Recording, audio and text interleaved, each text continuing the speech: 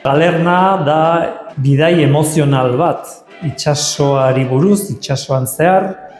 Abiapuntua hori da, 1912an gertatutako galerna izugarri hori, baina horren inguru beste gauza batzuk ateratzen dira. Ze beldurra daukagun itsasoari, ze emozioak sorrarazten dizkigun, hor dabil eta hori da dena galerna.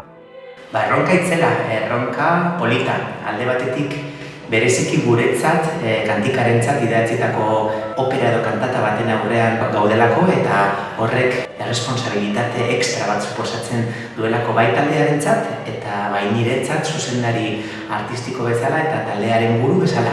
Ilusioz, pandemia dela eta 4 urteetan zehar bizirik mantendu izan dugun erronka delako eta asko posten gaituelako gure itsasoari kantatzea, gure tradizioak berpistea, omenaldi txiki hori eskaintzea, etorkizunari begira, baina gertatutakoari burua, ahotsa eta zentzua ematen.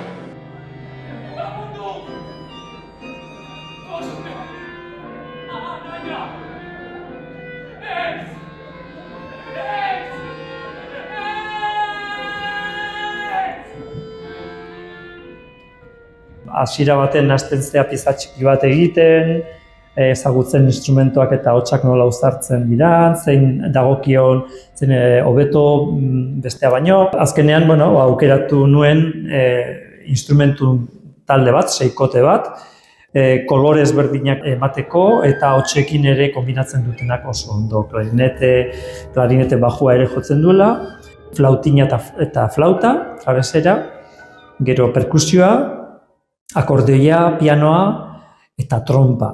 Lehenengo aldiz da trompa sartzen dudana obra batean. Kolore hori ikusten duela obra mota honelako batean, ez? Itsasoan inguru, eta nik uste oso kontentu nagoela, bai, sortu den kombinazio horrekin. Ahotsaren mundua betidanik ezagutu dut, orduan niretzat ez da hain misteriotxua, baina bai instrumentuen kombinazioen aldetik zaintzen momentu guztietan.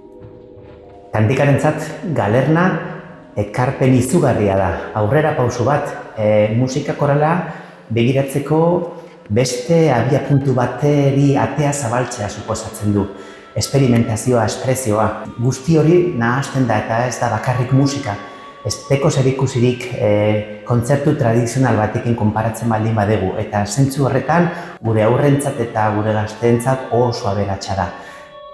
Naiz eta batzutan emanaldien emaitza profesionalari garrantzi handia emon, gure kasuan eta jakinda konponente pedagogikoaren garrantzia ezin digu uko egin divertigarria izateari, aberatsa izateari, polita izateari. Eta naiz eta ordu asko sartu izan azkenengo asteetan zehar, ikuste zentzu horretan objektiboa guztiz bete dugula. Arlo eszenikoan barneratzea. Gorputz eta sentimenduen espresioari bide berri bat zabaltzea.